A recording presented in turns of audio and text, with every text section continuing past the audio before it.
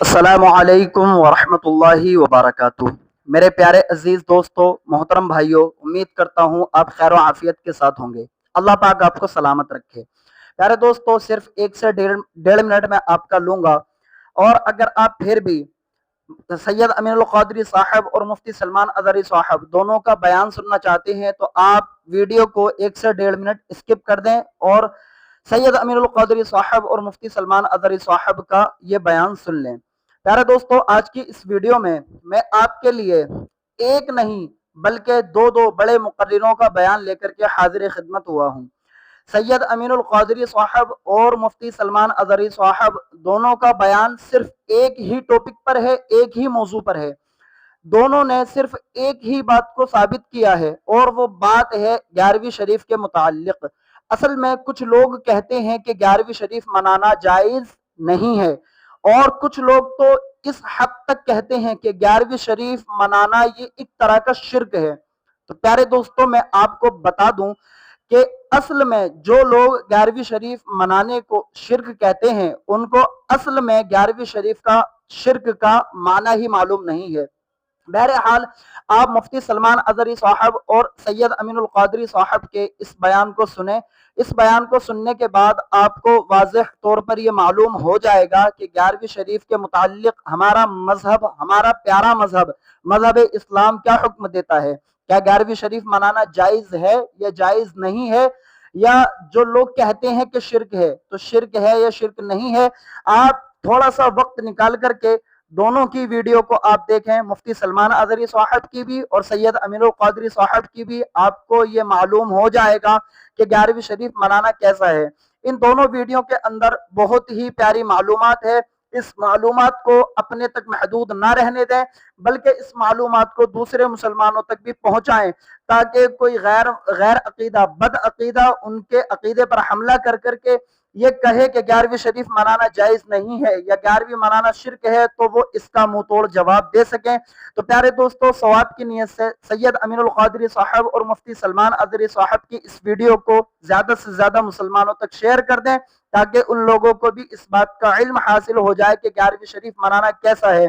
इन दोनों वीडियो के अंदर बहुत प्यारी प्यारी बातें दोनों लोगों ने सिखाई हैं। अल्लाह पाक हमको सुनने और देखने से ज्यादा इन बातों पर अमल करने की तौफीक अता फरमाए। प्यारे दोस्तों, इन दोनों वीडियो को आप मुकम्मल देख लीजिए। मेरा कहने का मतलब है कि सैयद अमीनुल क़ादरी साहब और मुफ्ती सलमान अज़हरी साहब की वीडियो को आप मुकम्मल देखें और कमेंट में अपनी राय जरूर पेश कर दें, क्या दोनों ने जो बयान किया वो सही है और आप इन दोनों की बातों से किस हद तक सहमत हैं। तो प्यारे दोस्तों, वीडियो को मुकम्मल देख लें, इंशाअल्लाह ताला बहुत ही प्यारी बातें आपको मालूम होने वाली। दुनिया में दिल लगाने के लिए और उससे दिल हटाने के लिए गौसे पाक की तालीमात काफी है।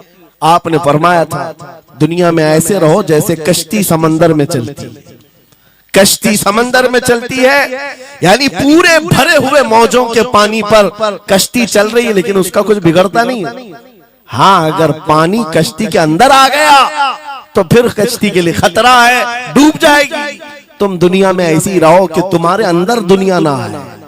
तुम दुनिया में हो, तुम्हारे अंदर दुनिया ना आ जाए। अगर तुम्हारे अंदर दुनिया घुस गई तो डूब जाओ, फिर यहां से निकल नहीं पाते। मौलाना रोम इसी की मिलती जुलती बात कहते हैं। मसनवी शरीफ में जलालुद्दीन रूमी फरमाते हैं, एक चूंटी को देखा, शहद का एक कतरा जमीन पर गिरा हुआ है। शहद का कतरा चिपकने वाला होता है, यानी उसके अंदर गम होता है।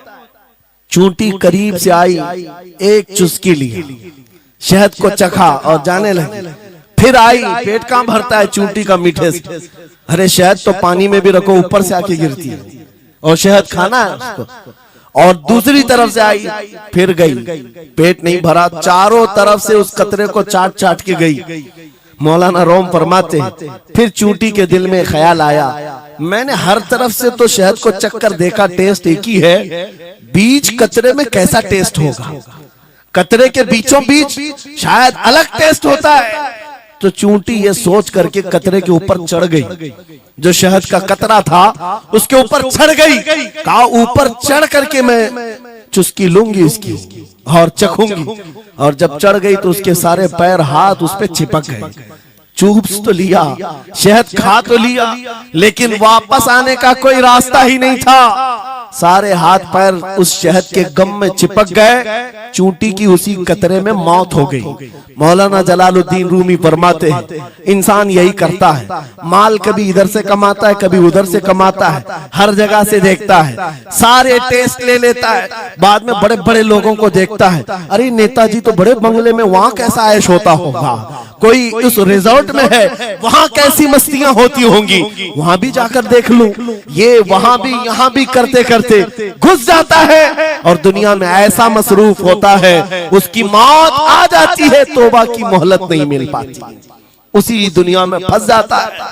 मेरे अजीजों, गौसे आजम की तालीमात ये हैं, दुनिया में ऐसे रहो जैसे कश्ती समंदर में रहती है, तुम्हारे अंदर पानी ना आने पाए, अगर तुम्हारे अंदर आ गया तो डूब जाओगे। इन तालीमात पर अमल करते हुए आज हम हालात देख सकते हैं, जितनी चीजों ने हमें बिगाड़ा है आज, वो दुनिया की मोहब्बत है, वो दुनिया की मोहब्बत है। मेरे आका सल्लल्लाहु अलैहि वसल्लम का एक फरमान मैं सुनाता हूँ, अबू दाऊद शरीफ की हदीस है, वो आज के जमाने में अगर मैं आपके सामने बयान करूं तो ऐसा लगे हमारे लिए ही बयान हुआ है।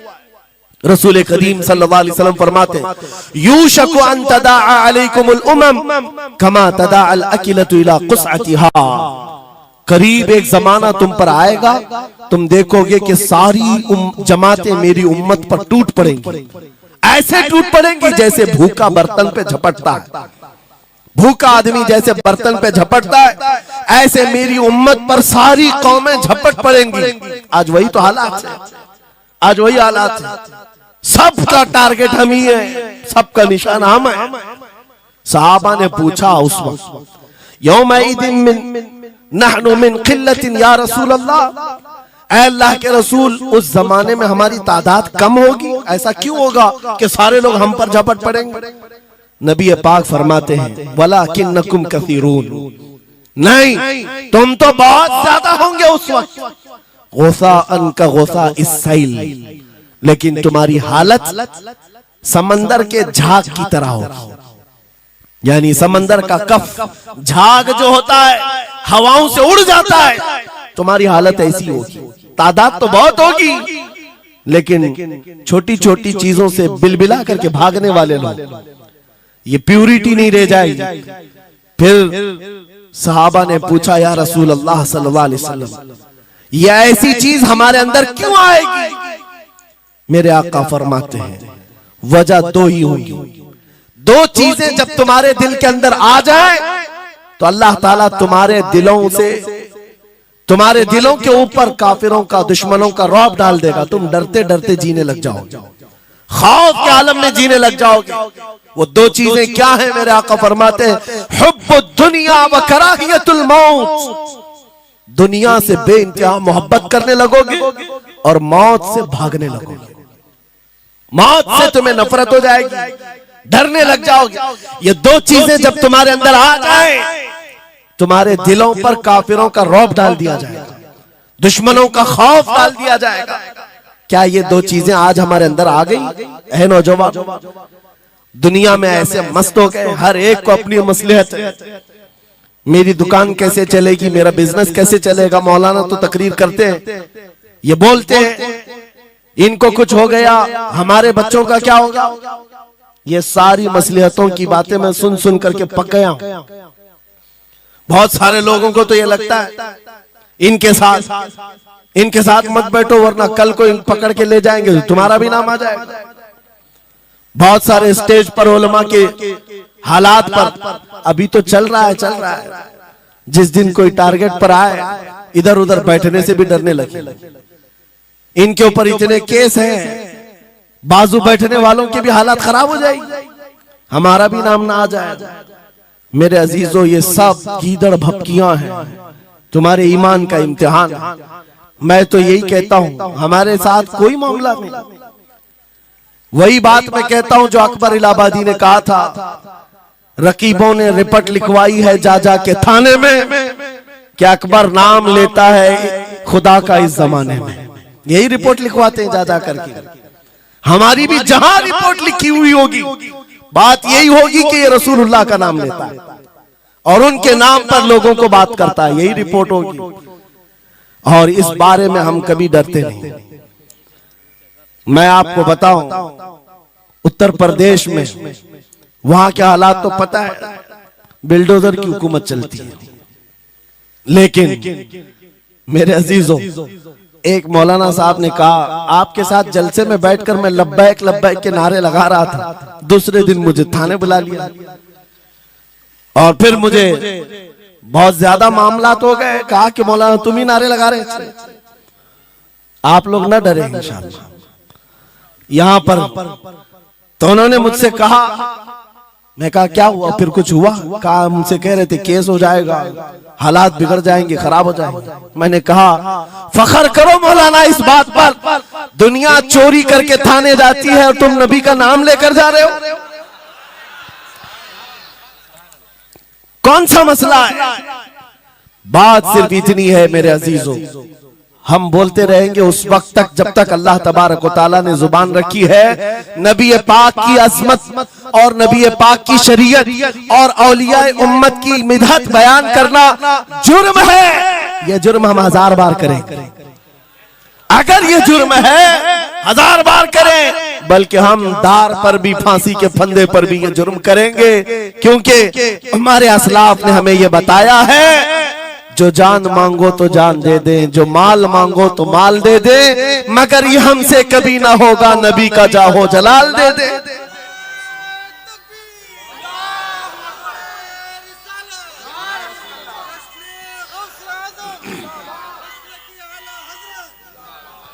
खामखा बेचारे हमारे रिश्तेदारों को डरा करके रखे लोग, पुलिस वाले हजरात को कुछ लोग रिपोर्ट लिखवा कर डरा करके रखे हुए। मैं आपको बता रहा हूं, एक साल में तकरीबन 170 के करीब जलसे करके आए। किसी एक जगह की भी रिपोर्ट निकाल करके बताओ कि हमने कहीं फसाद करवाया, हमने कहीं पर लोगों में माहौल बिगाड़ा हो, या पब्लिक भड़क करके एक दूसरे के जंग करने पर आई हो, कहीं नहीं। अगर कौम को, सोई हुई कौम को बेदार करना तुम्हारे नजदीक भड़काना है, तो ये भड़काना तो बहुत अच्छा है मेरे अजीजों। हमारा काम सिर्फ इतना है, हम उन नौजवानों से बात कर रहे हैं जो अपने नबी के फिदाई हैं, जो अपने नबी के आशिक हैं, और हम सिर्फ उस लौ को और बढ़ाना चाहते हैं जो इनके सीनों में जल रही है। इनके सीनों में किसी और की नहीं, मेरे मुस्तफा के मोहब्बत की शमा है। अगर वो मध्यम है, हम उसको तेज करना चाहते हैं। बस मेरे नौजवान से मेरा मुतालबा सिर्फ इतना ही है, किसी की जय विजय क्यों पुकारे, क्या गरज हमको, हमें काफी है सैयद अपना नारा या रसूल अल्लाह, हमें काफी है सैयद अपना नारा।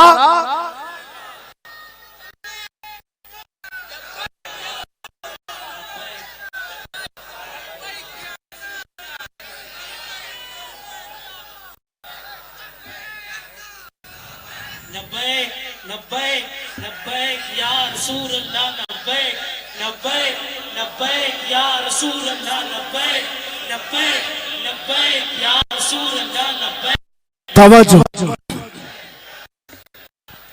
मुझे बताओ, मैं तो दूसरे वाकयात बयान कर रहा हूं, यहाँ आपके यहाँ करंट सिचुएशन, यहाँ लोग बैठे हुए भी हैं, रिपोर्टर भी होंगे और हजरात को देख रहे होंगे। मुझे मैंने अभी बयान में कौन सा भड़काया, ये जो कह रहे हैं अपने नबी को पुकार रहे हैं।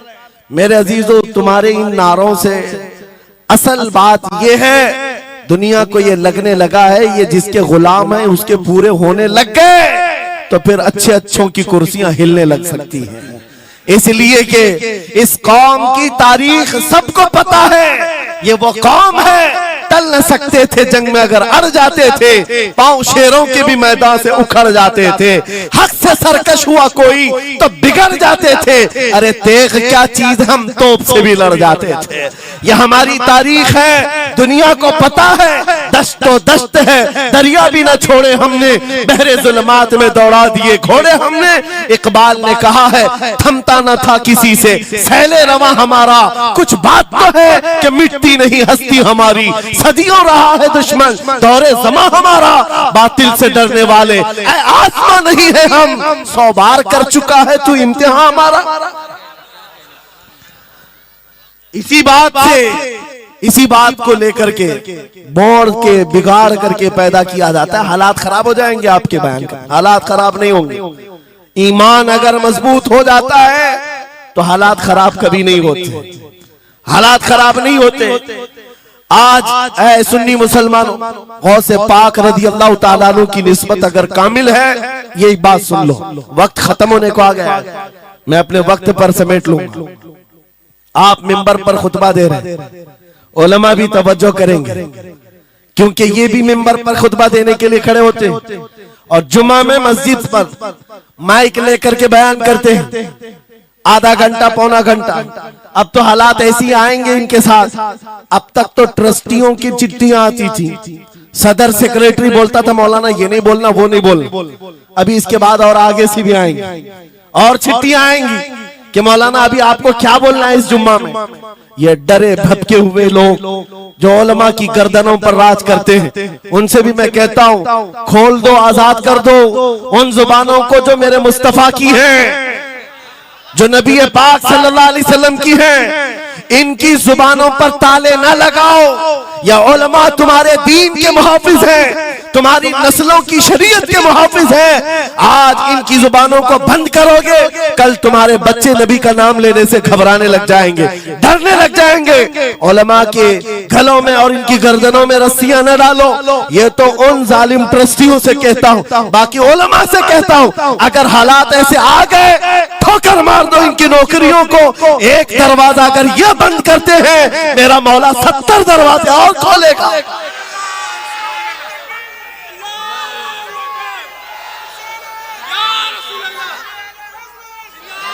सुनो गौसे पाक रज़ी अल्लाह ताला अन्हु किस बात से डरते थे।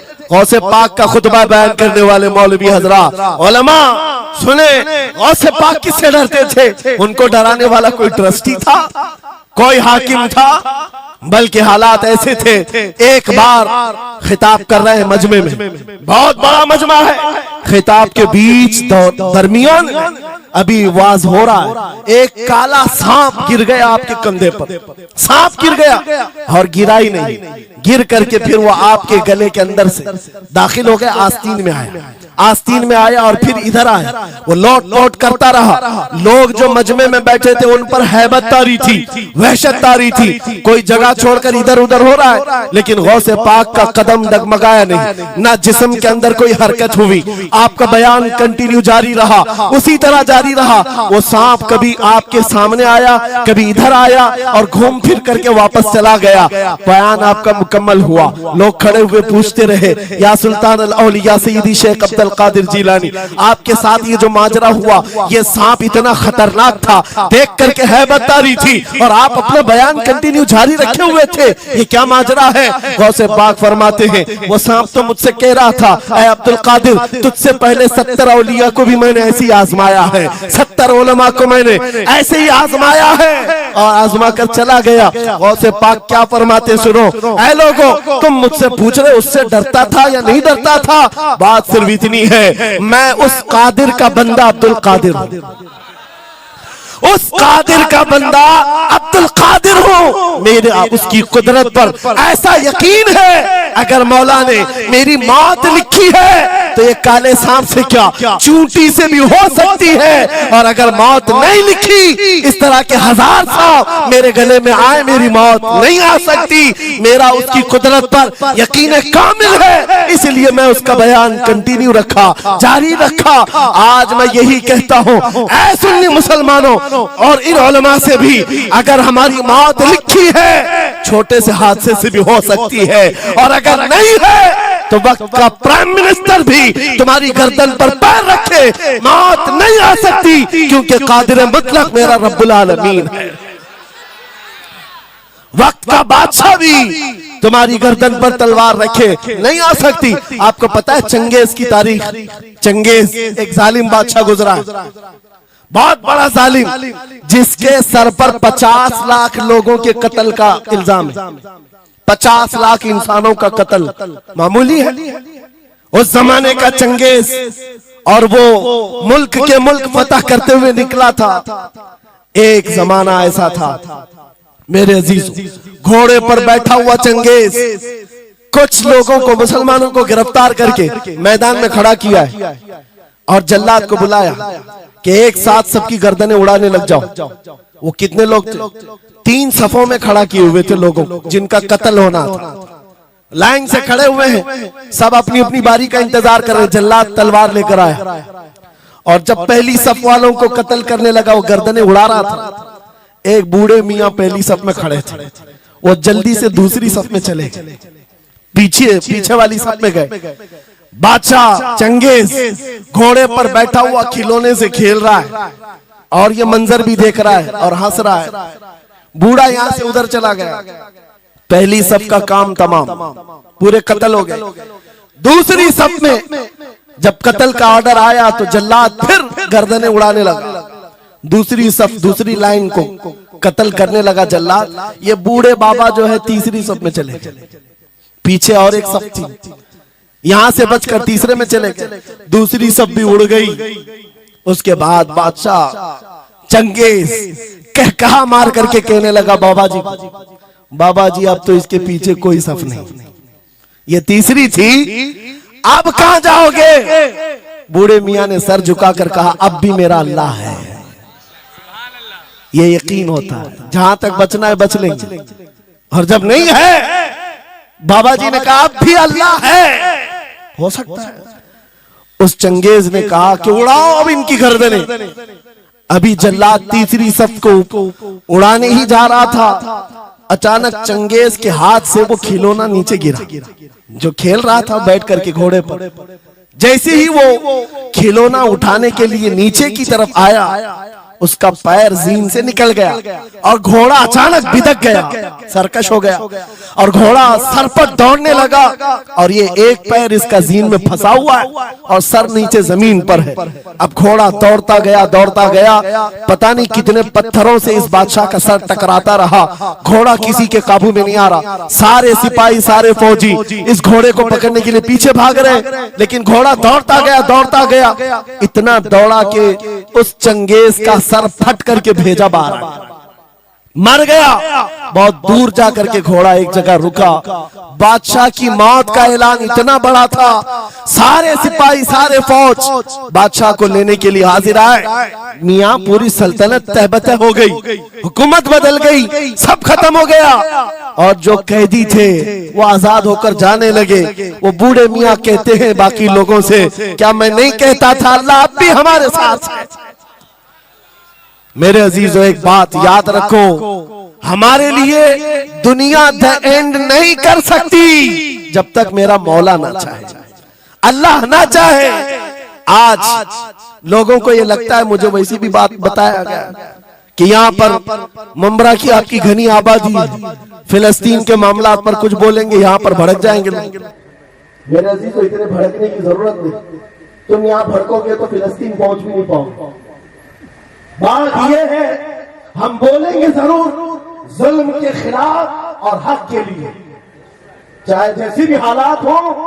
अगर किसी को बुरा लगता है इजराइल जालिम है, तो मैं 100 बार कहूंगा वो जालिम है, जालिम है, जालिम है।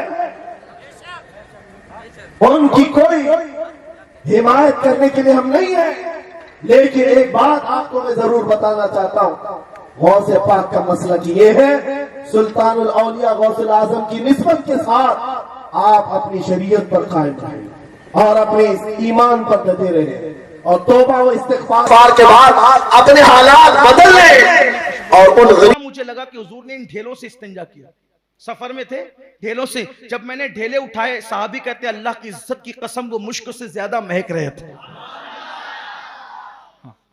पसीने से खुशबू आती थी, जिस्म पे मक्खी नहीं बैठती थी, जिस्म का साया भी नहीं पड़ता था और बौलो बरास को जमीन निगल जाती थी। सैयद अब्दुल जब्बार कादरी अल जीलानी जो मेरे गौस के बेटे हैं, फरमाते मेरे बाबा शेख अब्दुल कादिर के जिस्म पे भी मक्खी नहीं बैठती थी और आखिर उम्र में उनके बौलो बरास को भी जमीन निगल जाती थी और उनके जिस्म से मुश्क की खुशबू आती थी।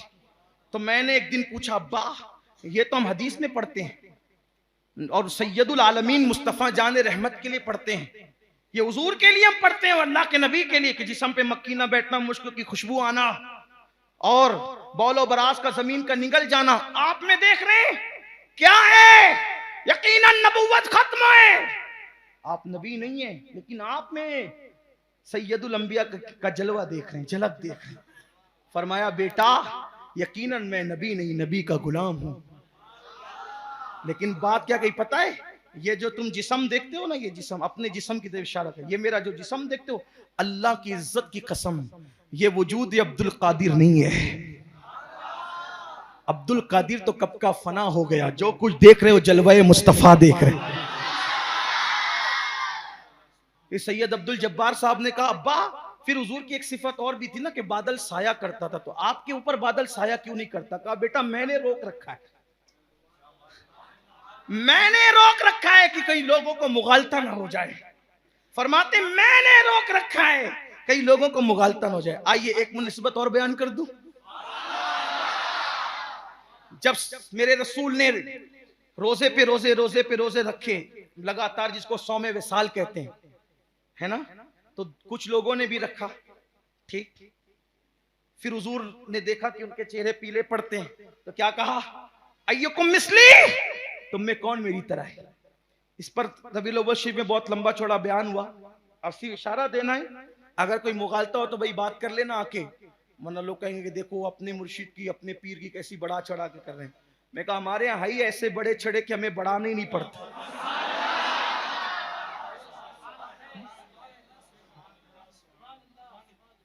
इसलिए कि बढ़ाना वहां पड़ेगा जहां है ही कुछ नहीं। हाँ, लेकिन हमारा मुर्शिद, हमारा नबी, नबी आजम, हमारा इमाम, इमाम आजम, हमारा गौस, गौसे आजम, हमारा खाजा, खाजे आजम, हमारा मुर्शिद, मुर्शिद आजम, हमारा मुजद्दिद, मुजद्दिद आजम, हमारा मुफ्ती, मुफ्ती आजम। आजम से कम तो है ही नहीं कहीं। मसाइल तो आपके यहाँ है। आपको भी मिला गौस, हमको भी मिला, लेकिन नसीब की बात है। अपनी किताब से अपना गौस पढ़ूंगा, उनकी किताब से सिर्फ इशारा, क्योंकि मैं क्यों उनका गौस पढ़ूं।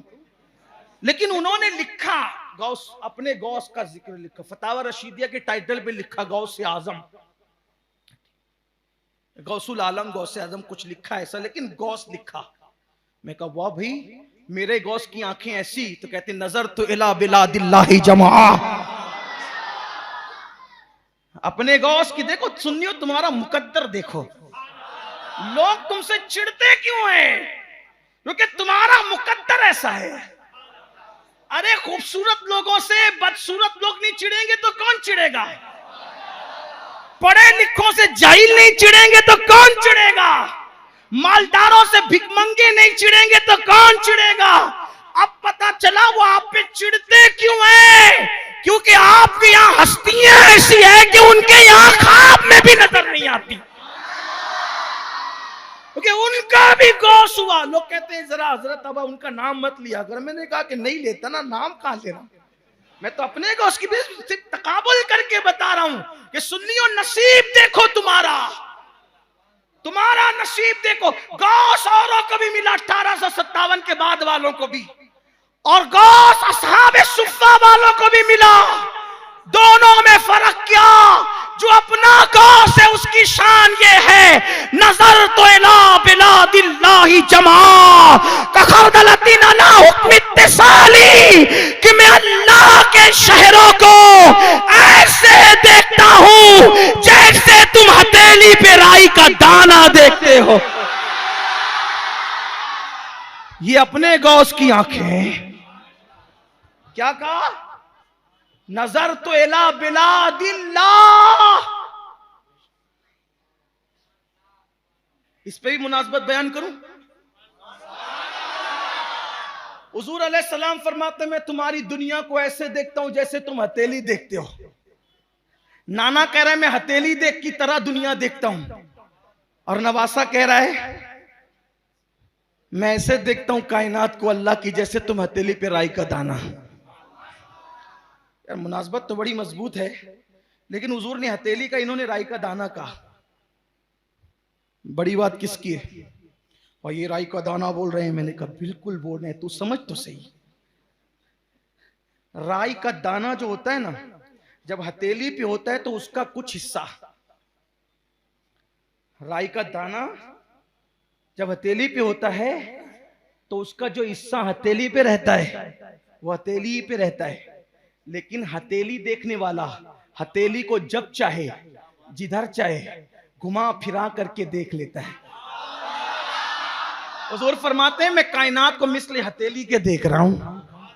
और मेरे इमाम कहते हैं शश जहत समत मुकाबिल शबो रोज एक ही हाल, धूम व नज्म में है आपकी बीनाई की। इस पर सिर्फ सुभान अल्लाह कह दो, ये समझने की बात नहीं आपकी। हाँ, लेकिन जो आते हैं प्रोग्राम में वो समझ गए। शश जहत 6 सम मुकाबिल, 6 सम तो हुजूर के बिल्कुल सामने रख दी गई है और 24 घंटे एक ही हालत में धूम व नज्म में है आपकी बीनाई की। ये कैसे हो सकता है कि कोई दुनिया को देखे हथेली की तरह? हम कहते हैं नहीं, नबी पे ईमान लाए तो कम से कम साइंस को तो देखो। वो क्या? मैंने कहा कि कभी दुनिया का नक्शा देखा है? बड़ी बड़ी ऑफिसों में रखा होता है, गवर्नमेंट के ऑफिसों में ज्यादा होता है। ऑफिसर बैठा होता है टेबल पे, उसके सामने दुनिया का नक्शा होता है। उसको बोला कि ये नासिक किधर है, तो बोलेगा ये यहाँ है। बोलो भाई महाराष्ट्र किधर? बोले ये यहाँ है। बोलो है कि नहीं है? अरे जब मैप बनाने वाले ने बना के सामने रख दिया, तवज्जे, नक्शा बनाने वाले ने ऑफिसर के सामने नक्शा रख दिया तो पूरी कायनात का नक्शा उसके सामने रह गया। दुनिया बनाने वाले ने दुनिया महबूब के सामने रख दी। मुश्किल क्या? मुश्किल क्या? इन्नल्लाह अला कुल्लि शैइन कदीर। हुजूर फरमाते हैं नजर तो इला बिलादिल्लाहि जमा, मैं अल्लाह के शहरों को, ये नहीं कहा दुनिया के शहरों, तवज्जे फरमाए, जल्दी जल्दी से आगे बढ़ जाए। क्या कहा?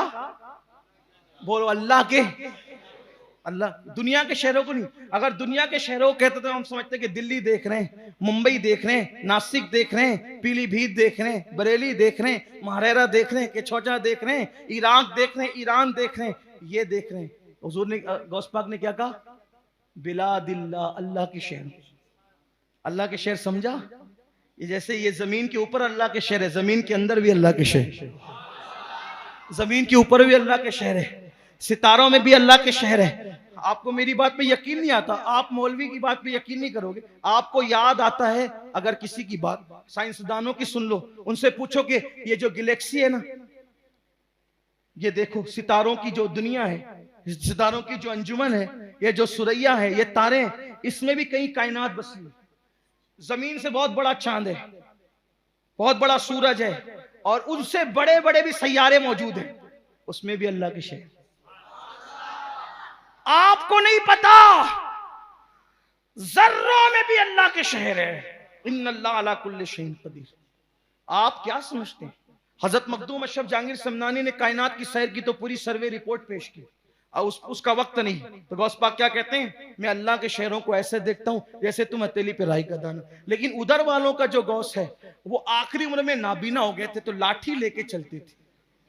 क्या नसीब है, कहां तुम्हारा गौस। देखो हंसने की बात नहीं, थोड़ा सीरियस लिया करें, हर बात हंसने की नहीं होती, लेकिन नसीब की बात है ना। मुनासबत, एक और मुनासबत बयान कर।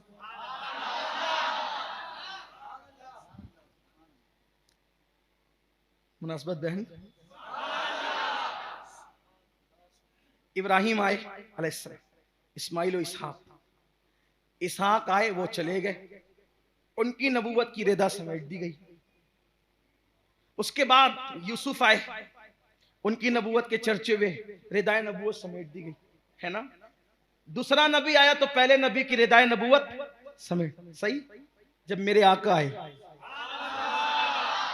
रिदाए नबूवत क़यामत तक, रिदाए नबूवत, हुजूर का नबूवत और रिसालत का दौर क़यामत तक, सैयदुल अंबिया का दौर नबूवत, अब उनका दौर खत्म नहीं होगा।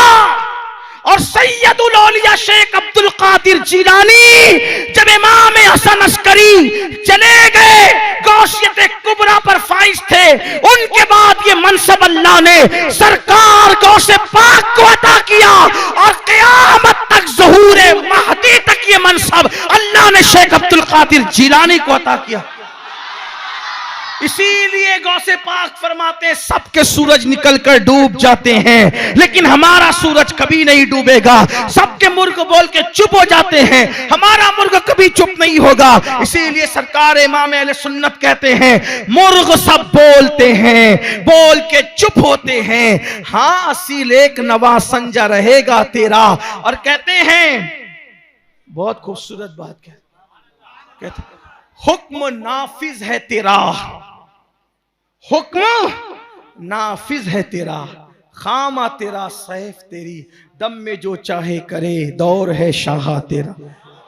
आखिरी बात अर्ज कर दूं, मुनासबत और भी याद आ रही, सीना दिल नहीं भरता ना अपना, तो अपना पीर ऐसा है,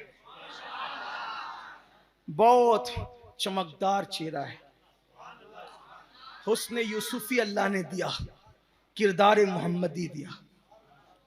आखिरी मुनासबत बयान करके बात खत्म करता। देखना, बैतुल मुकद्दस अहले किताब के कब्जे में था। पहली मर्तबा आजाद उनको उन लोगों ने कराया जो रसूलुल्लाह के हाथ पे कलमा पड़े थे। थक गए आपने? जो हुजूर के हाथ पे कलमा पढ़ते हैं वो बैतुल मुकद्दस को आजाद कराते हैं। कब? दौरे फारूकी में। ठीक, कौन है आजाद कराने वालों में? खालिद बिन वलीद, अबू उबैदा इब्नुल जर्राह वगैरह रिदवानुल्लाहि ताला अलैहिम अजमईन। ठीक, पहली बार बैतुल मुकद्दस को फतह किया जिन्होंने हुजूर के हाथ पे कलमा पढ़ा। दूसरी बार बैतुल मुकद्दस को उन्होंने फतह किया जिन्होंने सरकार गौसे आजम के हाथ पे बैत की। उधर उनके तरबियत याफ्ता बैतुल मुकद्दस आजाद कराते हैं, इधर इनके तरबियत याफ्ता बैतुल मुकद्दस आजाद कराते हैं। हुजूर अलैहिस्सलाम अफराद साज, इंसान साज बनकर तशरीफ लाए थे। आका फरमाते हैं बोइस तो मुअल्लिमा, मैं मुअल्लिम बनाकर भेजा गया हूँ। और किस लिए? अखलाक हसना की तकमील के लिए आया हूँ। यानी हुजूर इंसान बनाने आए थे, हुजूर अच्छे इंसान बनाने आए थे। हुजूर अलैहिस्सलाम ने 23 साल की कलील मुद्दत में 1,24,000 कमो बेश टीम दी दुनिया को, बनाकर संवार कर इनकलाब के लिए। सरकार गौसे पाक ने 33 साल तक मदरसे में पढ़ाया, हजरत शेख हम्माद के मदरसे में पढ़ाया। और उस मदरसे में पढ़ाया तो हुजूर गौसे पाक के मदरसे से एक साल में 3000 उलमा फारिग होते थे। कितने उलमा? 3000। अब 33 साल की मुद्दत का हिसाब लगाओ। हुजूर गौसे पाक रदी अल्लाह ताला ने जो पढ़ाया वो पढ़ाया, और उसके बाद हुजूर गौसे पाक रदी अल्लाह ताला ने मजीद तकरीरें करके, बयानात करके, तरबियत करके, खानकाही निज़ाम कायम करके 1 लाख से ज़ायद उलमा मुसलमानों को अता फरमाए, अच्छे इंसान बना के अता फरमाए। इसीलिए सुल्तान सलाहुद्दीन अय्यूबी की फौज के अंदर जो चीफ एडवाइजर थे, सलाहुद्दीन अय्यूबी के फौज के चीफ एडवाइजर, वो सरकार गौसे पाक के मुरीदो खलीफा थे।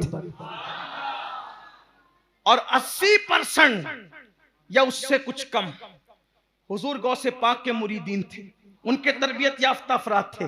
और उसमें कुछ 10 या 15% इमाम गजाली के तैयार करदा अफराद थे। उन लोगों ने बैतुल मुकद्दस को आजाद कराया।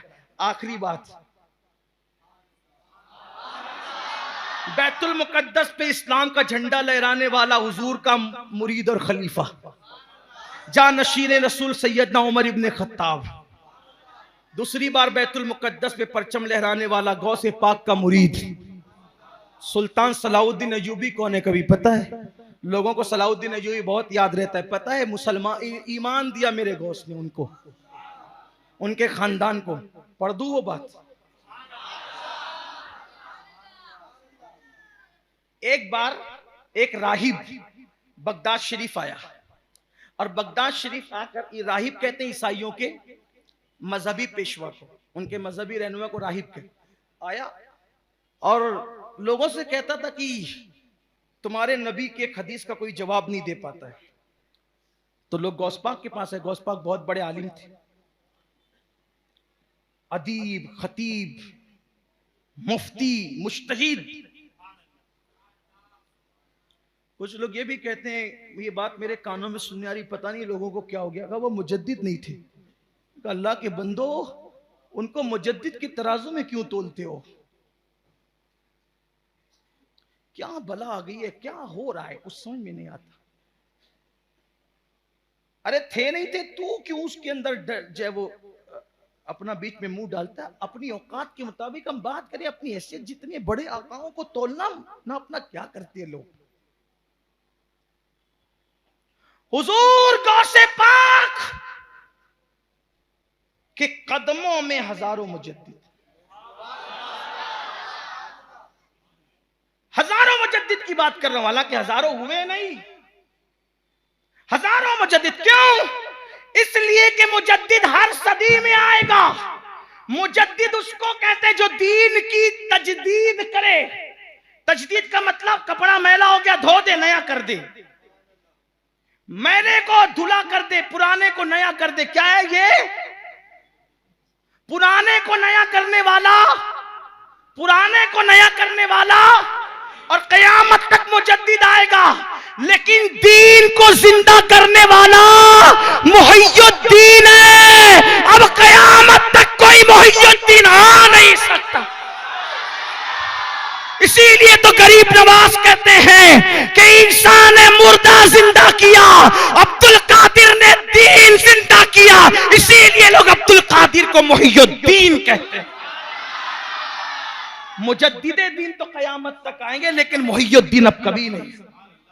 कहां मुहय्यिद्दीन और कहां मुजद्दिदे दीन? ऐसी बात ना करो, इस तरह की बात न किया करो। तो बात दूर निकली। क्या अर्ज कर रहा था कि एक राहिब आया ईसाई, और उसने कहा एक सवाल का जवाब कोई दे नहीं पा रहे। लोग आए गौसपाक की, क्या बात है? बोले एक हदीस है कि मेरी उम्मत की औलिया बनी इसराइल के अंबिया की तरह है। उलमा उम्मती का अंबिया बनी इसराइल, ठीक, अंबियाए बनी इसराइल, मेरी उम्मत के उलमा बनी इसराइल के अंबिया की तरह है। तो कहा इसका पूछना है कि ये कौन सा तुम्हारा आलिम, मुझे जरा लाओ गौसपाक के सामने, ये हदीस समझाओ। का मतलब क्या चाहता है तू? का बनी इसराइल के अंबिया की तरह तुम्हारी उम्मत मोहम्मदिया के उलमा। का इससे मुराद हर आलिम नहीं है, आलिम रब्बानी है ना। और वो सबके पास पहुंचा था, जाहिर वालों के पास भी, इसलिए उसको जवाब नहीं मिल पाया। लेकिन आया किसके पास? आलिम रब्बानी के पास है, ठीक। इससे मुराद इमाम गजाली ने औलिया अल्लाह भी लिया है। और इमाम अहले सुन्नत ने कहा हर ईमान वाला आलिम हमारे अकीदे में आलिम रब्बानी। ये मुख्तलिफ अक़वाल हैं, तवज्जो करें। अब आप फरमाया क्या चाहता है बोल। कहा कि ईसा अलैहिस्सलाम भी बनी इसराइल के अंबिया में थे, तो ईसा अलैहिस्सलाम का रंग किस आलिम में तुम्हारे आए? फरमाया क्या चाहता है? कहा वो मुर्दे जिंदा करते। कहा तू क्या चाहता है?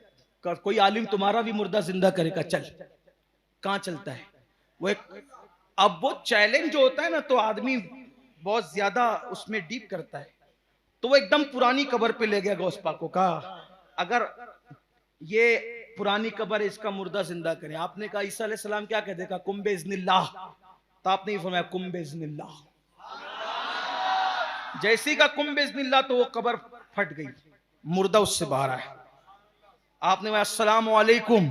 उसने कहा क्या कयामत आ गई? का कयामत अभी नहीं आई है, ये इसकी जो है ना, ये इसने कहा मुर्दा जिंदा करने को हमने कर दिया। तो कहा कि तू किस दौर का है? उसने कहा मैं दानियाल अलैहिस्सलाम के दौर का। किसके दौर का हूं? फरमाया कयामत अभी नहीं, जा अंदर जा। अंदर गया, कब्र बराबर हो गई। अब वो राहिब मुसलमान हुआ, तो उसके साथ जितने लोग थे वो सब मुसलमान हुए। उन्हीं मुसलमान होने वालों में सलाहुद्दीन अय्यूबी के अब्बा भी थे। और वो फिर गौस पाक के मुरीद हुए। जब सलाउद्दीन छोटे से थे तो गौस पाक के पास लाए, हुजूर इसको भी मुरीद कर लो, मेरे बच्चे को ही मुरीद। उनके बाप भी कादरी थे, वो भी कादरी थे, और सलाउद्दीन अय्यूबी तो डबल कादरी थे, क्योंकि बचपने में गौस पाक के मुरीद हुए थे। तो जवान होने के बाद गौस पाक के साहबजादे उनसे कहा कि हजरत एक बार और मुरीद कर लो। पहला बच्चा था, अब जवान हो गया, अब समझदार हो गया हूं, अब आपके वालिद तो पर्दा फरमा गए मुर्शिद गौस पाक, तो आप भी मुरीद कर लो।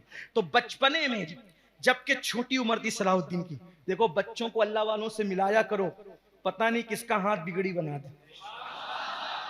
हाँ, दुआएं बहुत काम करती, इसलिए अपने बच्चों को अल्लाह वालों के पास ले जाया करो और उनसे दुआ दिलवाया करो। तो सलाहुद्दीन के वालिद ने कहा हुजूर इसके लिए दुआ कर दो। तो सब बच्चों के सर पे हाथ फेरते हैं, मुर्शिद गौस पाक ने उसकी गर्दन पे हाथ फेरा, फरमाया तू बहुत बड़ा आदमी बनेगा, फरमाया तू बहुत बड़ा, अल्लाह तुझसे बड़ा काम लेगा, बहुत बड़ा आदमी बनेगा। तो सलाहुद्दीन अय्यूबी के साथ किसकी दुआ थी? गौस पाक की दुआ। सलाहुद्दीन अय्यूबी जिसको कहते हैं ना घुस जाने वाला आदमी, हजारों में घुस जाना, बिल्कुल जिसको मालेगांव की जबान में हम कहने घुस के पढ़ाने वाला आदमी। हाँ, हजारों में घुसे, लाखों में, मैं मजाक नहीं कर रहा हूं लतीफ, वाकई ऐसा, यानी जिसको मरने का कोई खौफ ही नहीं, जिसने अपना कफन खुद तैयार कर रखा था बस, लेकिन जख्मी होते थे अच्छे होते थे, जख्मी होते थे अच्छे। किसी की तलवार सलाहुद्दीन की गर्दन तक जिंदगी में कभी ना पहुंच सकी। जब बिस्तरे मर्ग पर थे, विशाल पर बहुत करीबी लोग बैठे हुए, देखा सलाहुद्दीन पूरी जिंदगी तुम मर्दों की तरह, शेरों की तरह बेजिगरी से लड़ा, पीठ पे घाव आए, पेट पे आए, सीने पे आए, हाथों पे, पैरों पे, लेकिन तेरी गर्दन कभी नहीं कटी। सलाहुद्दीन ने कहा कैसे कटती? मेरे मुर्शिद गौसे आजम ने मेरी गर्दन पे हाथ फेरा था। जिस गर्दन पर गौसे आजम का हाथ लगा हो, उस गर्दन को कोई तलवार कैसे काट सकती? ये मुर्शिद गौस पाक है। जिंदगी खत्म हो जाएगी, गौस पाक की शान खत्म नहीं हो सकती। बस इतना ही कह देते हैं, वाह क्या मर्तबा ऐ गौस है बाला तेरा, ऊंचे ऊंचों के सरों से कदम आला तेरा, सर भला क्या कोई जाने कि है कैसा तेरा, औलिया मलते हैं आंखें वो है तलवा तेरा, और शुक्र के जोश में जो हैं वो तुझे क्या जाने, शुक्र के जोश में जो हैं वो तुझे क्या जाने, खिज्र के होश से पूछे कोई रुतबा तेरा। हो सके तो गौस पाक के सिलसिले में किसी अच्छे पीर के जरिए कादरी सिलसिले में दाखिल हो जाना, आपको जो भी मिले। गौस पाक कहते हैं जो मेरा मुरीद हो जाता है, जो मेरा मुरीद, जो मुझसे मोहब्बत करने वाला मेरा मुरीद हो जाता है, फरमाया गौस पाक ने, मैं उसकी दुनिया में भी हिमायत करता हूं और क़यामत के दिन भी उसकी हिमायत करूंगा। अल्लाह से दुआ करता हूं कि अल्लाह ताला आप लोगों को कोई सच्चा पीर दे। आप किसी अच्छे सच्चे पीर के हाथ पर, हमारे शहर में बड़ी खानकाहों के बड़े बुजुर्गान दीन आते हैं, जिससे भी आप होना चाहें, अगर किबला हुजूर अमीर सुन्नी दावत इस्लामी के जरिए होना चाहें, मारारा शरीफ से हुजूर अमीन मिल्लत के हाथ पे होना चाहें, इसी तरह आपके चौथे मुकद्दसा में किसी बुजुर्ग के हाथ पे होना चाहें, अपने बुजुर्गों को ढूंढो और उनसे निस्बत हासिल करके गौसे पाक की निस्बत हासिल करो।